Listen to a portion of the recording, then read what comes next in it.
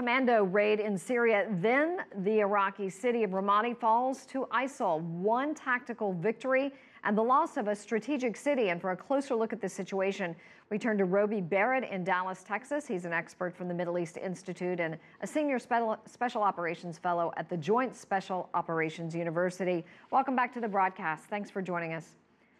You bet. ISIL has now taken Ramadi. They captured one of the last remaining districts held by the government forces. We've heard that the Iraqi special forces had fled. They were told not to abandon their posts. How was ISIL able to do this? Well, I think you have to look at the situation, the overall strategic situation.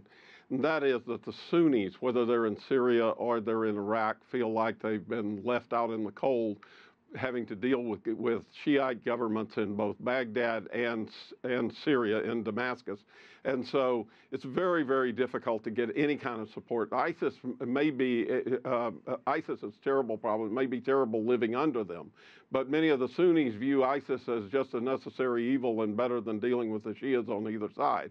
So as a result, it's very, very difficult in a situation like that where you have government forces that are basically alien as far as the population is concerned to hold anything against an insurgency like the one that ISIL is pushing. Well, Roby, I mean, there's been so much investment in Ramadi, as you know, over the last decade. A lot of tactical support, obviously a lot of blood, too, has been invested there. The Iraqi government just could not contain it, even with U.S.-led airstrikes. They've been bombing this area for quite a while.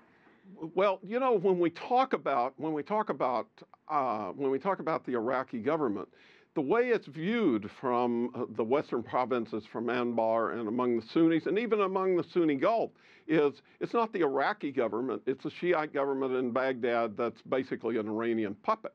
And as a result, it's very, very hard to get local support. And in these big cities, 9,000 soldiers, 10,000 soldiers is nothing if the insurgents, both ISIL, the hardcore, and tribal and local Sunnis opposed to the rule from Baghdad, if they all get together, it's very, very difficult to do it. We could spend as much money as we wanted to in trying to arm the Iraqis, and they'll still be viewed as the enemy and of also the many in the local population. So it's just virtually an impossible job, and the Iraqi government, as we know, doesn't function very well. Right, but it's just hard to fathom. I've read 165 U.S.-led airstrikes have been conducted on Ramadi over the past month. That didn't get them out of there.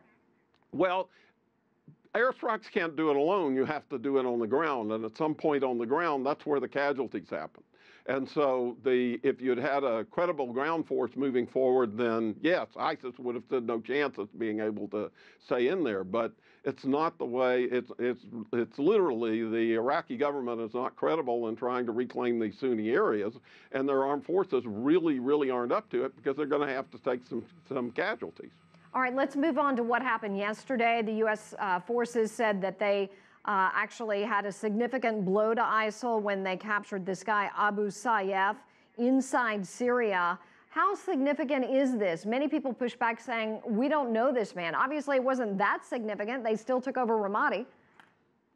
Well, ISIL, the problem with dealing with ISIL's strength is that it's so diverse and heterogeneous. In other words, it's not like a central command and control thing that you can knock out. It's become more and more heterogeneous, particularly in light of the U.S. strikes.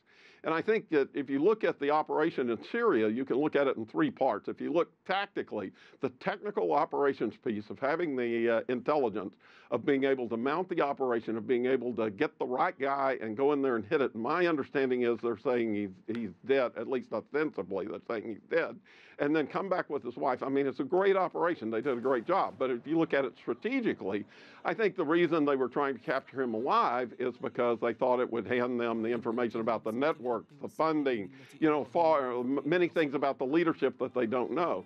And if he's indeed dead, which may be a big if, because who knows what actually happened. If I were ISIL, unless I had his body and could confirm that he was dead, I'd be wondering whether that was a piece of disinformation or not. Right. Simply, and so as a result, if you look at this, they probably got computer drives, they got papers, they got this, but they really want to strategically dismantle the networks, because if you knock the top guy off, he's got lieutenants. One of them is going to step up. They may not be as good, but the whole network is still in place.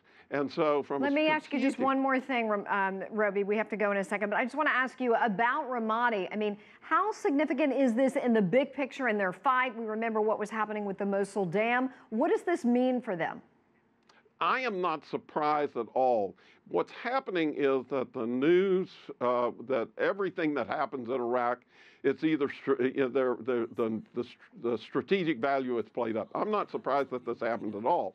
I'm saying that the strategic situation is that the Sunnis in Syria and Iraq are in full revolt. Even if ISIL weren't there, are in full revolt against the governments in Baghdad and Damascus. And so it's going to be very difficult for either government to mount a campaign that actually does away with ISIL or recaptures some of their significant turf. They're both basically being pushed back to Shia-dominated areas.